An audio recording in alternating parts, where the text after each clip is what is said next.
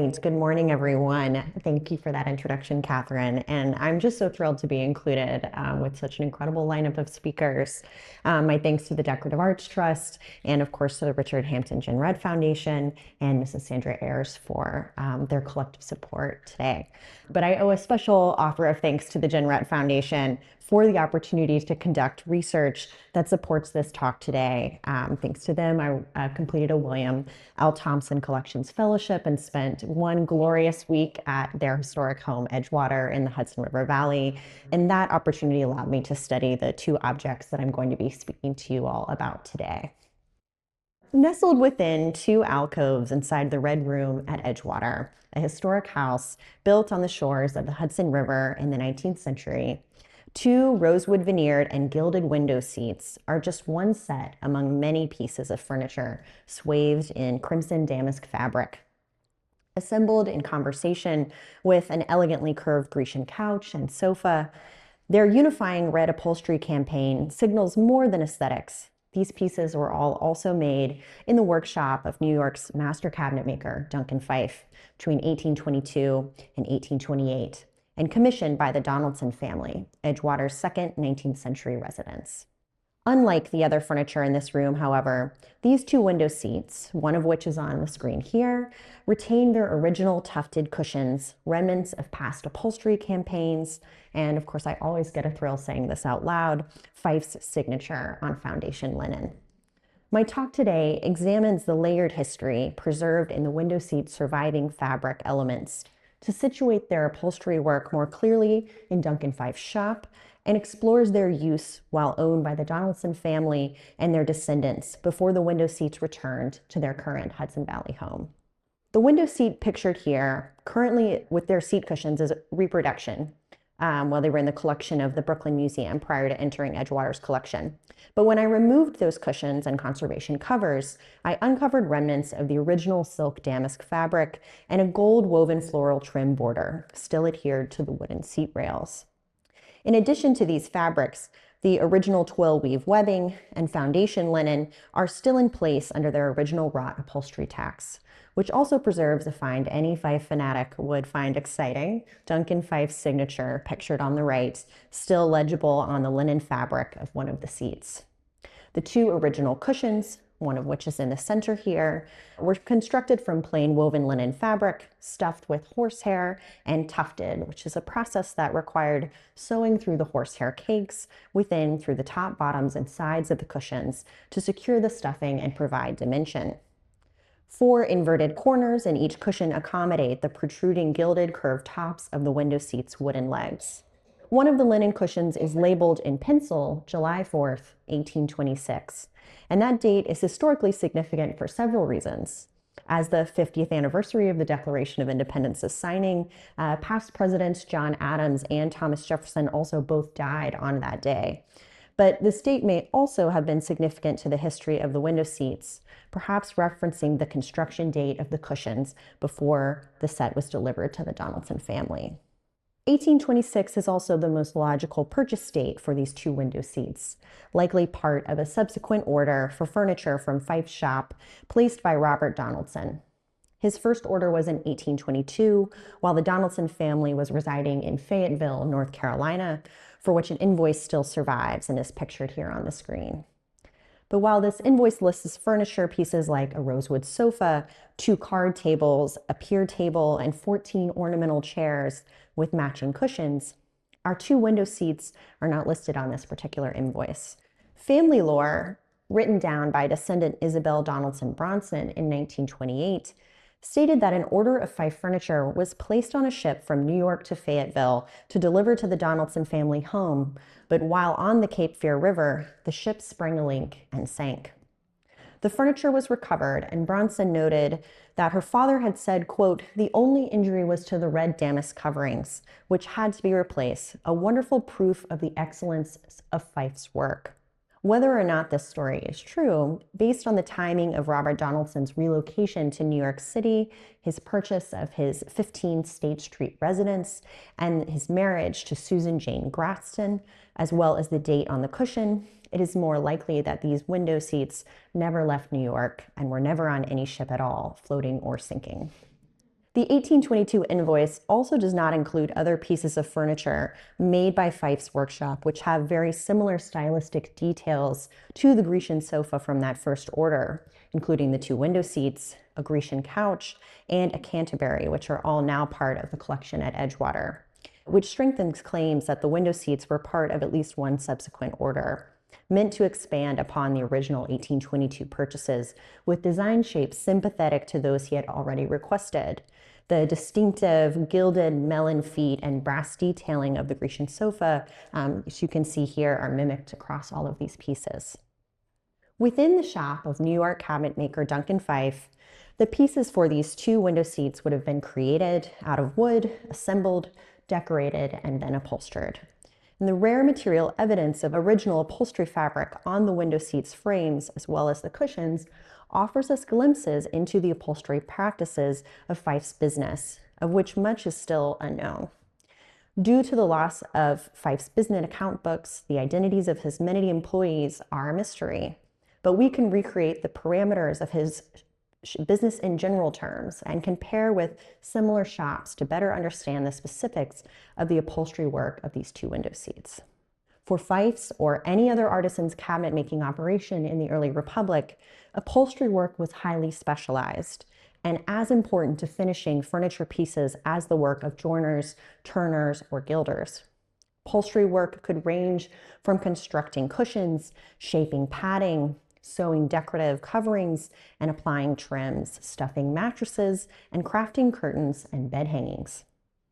Because this work primarily involved textiles, often the most expensive components of a furniture piece when calculating pricing, upholsterers knew that the precision was key to avoiding unnecessary waste. And material evidence of this process is still visible on the surviving original upholstery fabric and trim present on the 2 window seats. Rather than using excess trim to navigate around the 4 legs, the trim is cut right above the sight line for the furniture when the cushions are in position, as you can see here. The 1822 invoice for Robert Donaldson's first order of Phyfe furniture pieces also carefully segments out the costs of 14 chair cushions and the muslin fabric to make them for the corresponding ornamental chairs in his order, reflecting a total cost of textile work equivalent to 3/5 the cost of the total chairs.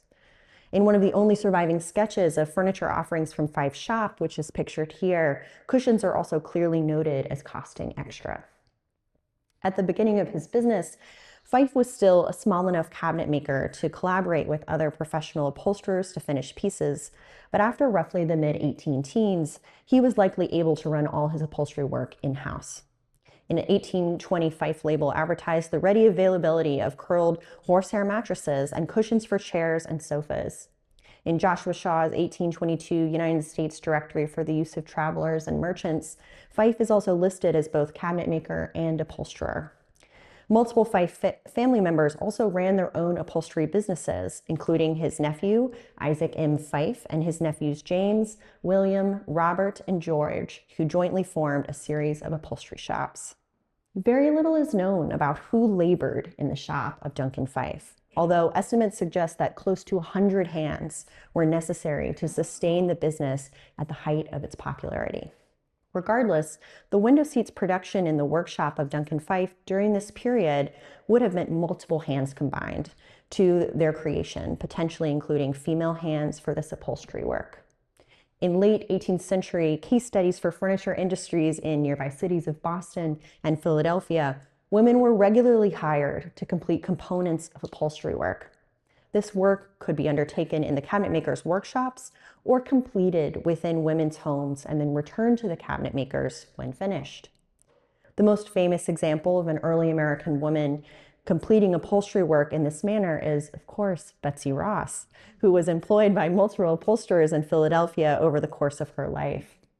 And as a business model, women's employment for upholstery work was logical. Their their skills with needles and fabric, as well as inexpensive labor costs, made them in many ways ideal employees. They were also regularly part of European upholstery work, and you can see here in this illustrated plate by Diderot, women are around the table completing upholstery work in this shop. By the early 19th century, women were not limited to the role of employees for male upholsterers. In 1826, the New York City Directory listed 31 independent upholsterers, notably including 2 women, Mary McGee, upholsterer at 45 Orange, and Sarah Ritchie, upholsteress at 9 Mercer. Due to the loss of Phyfe's business account books, the identities of his employees may stay unknown, but clear precedent could suggest that women's hands may have been involved in the creation of the upholstery for the Donaldsons' 2 window seats. Phyfe's prominent signature on the foundation linen can also be interpreted as a material signaling of the divisions of labor present in his shop. The window seats were still documented in their distinctive red silk damask upholstery as a furniture feature in the portrait of Susan Gaston Donaldson after her marriage to Robert Donaldson, painted here in 1832 by George Cook. Posed next to her petal heart, which is also still in the collection at Edgewater, there is no doubt that one of these 2 window seats was also present beside Susan. Cook's rendering of the legs, while broad in its strokes, is an unmistakable match. For the upholstery, however, Cook may not be completely trusted in his rendering. His depiction of the floral shaping for the red damask cushion is close, but there's no sign of the golden floral trim that survives on the window seats today in the portraits.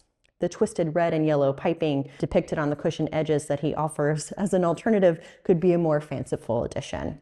And textile renderings and paintings have a long history of artist manipulation, and so they're best cautiously evaluated as any proof of extant pattern. Material evidence on the seat rails also reveals that the window seats were reupholstered in a later fabric, distinctly different from the red damask and gold trim. Fragments of a blue, pink, and white printed fabric made of cotton, as well as strands of dark blue woolen fiber, reveal that these 2 seats were recovered with this fabric, transforming them from red to blue. Described as cretonne fabric in a 1912 inventory of the household, this reupholstery work likely happened sometime after 1882, when Robert Donaldson had died and his surviving daughter, Isabel, had married and relocated to Summit, New Jersey, with her husband, Robert Bronson, in more modest financial circumstances than they had previously been accustomed to, but with many of the Phyfe furniture pieces in tow. In addition to the window seats, this cretonne fabric was also used to reupholster the Grecian couch from this family's suite of furniture, and possibly more items. Reupholstering furniture in new textile coverings could be motivated by changing tastes or noticeable damage. Many early American households applied temporary techniques to postpone the more permanent action of reupholstering by applying slipcovers to separate cushions or fully upholstered furniture pieces. Some exchanged these slipcovers seasonally, sometimes to cover fraying upholstery or to cover fabric patterns that might be long out of fashion. Upholstery fabric was produced for durability, and the tight weave of silk damask made it a popular furnishing fabric for long-lasting upholstery work and fashionable taste. But even silk damask has its limitations. With continued exposure to light, silk could shatter. There is no documentation that indicates that the Donaldsons used slipcovers to protect their upholstered pieces, and perhaps the window seats were used more rarely than more central furniture focal points of the rooms like the sofa or the Grecian couch. But it would not be surprising if damage was also a motivating factor for the window seats reupholstery campaign in the late 19th century.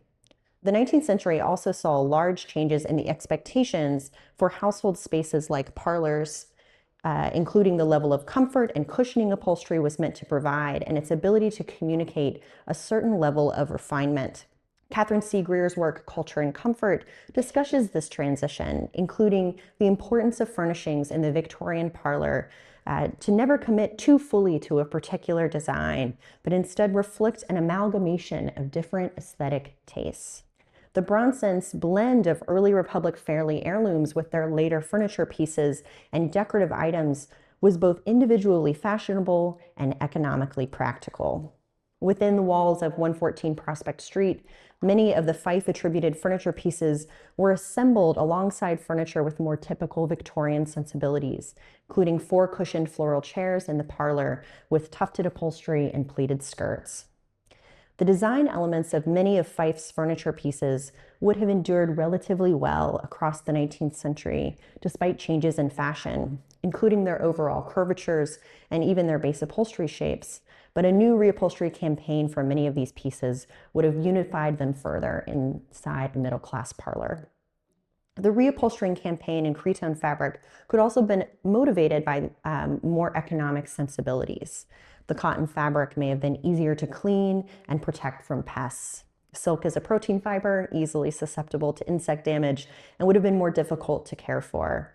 And in the Bronson household in New Jersey, multiple Irish, English, and Scottish domestic servants managed the home's upkeep. With the transformation of upholstery fabric, Phyfe's empire furniture shapes were adaptable through the 19th and into the 20th century. So what can we learn from these two window seats' long histories? Upholstery is often a history of multiple layers and fabric fragments, and each layer contains their own unique experiences. In the workshop of Duncan Phyfe, these seats' original furnishing fabrics of red silk damask were carefully selected and applied, cushions were stitched, potentially by female hands, and graced Edgewater's rooms during the lifetime of Robert Donaldson. Phyfe's workshop, as it was for other notable craftspeople in this period, was a space where many skilled hands contributed to the legacy of furniture so highly collectible today. And yet the subsequent upholstery campaign in blue floral fabric signaled a new chapter in these window seats' life cycles, which we may find difficult to picture today, but were perhaps just as important to the Donaldson family's descendants and their lived experiences. Today, the window seats are back where they belong, in the Red Room at Edgewater, among many of the furniture pieces which they've spent decades, where crimson yet again clothes their cushions. But beneath the red, Phyfe's enduring quality and timeless shapes were just as compelling in blue. Thank you so much.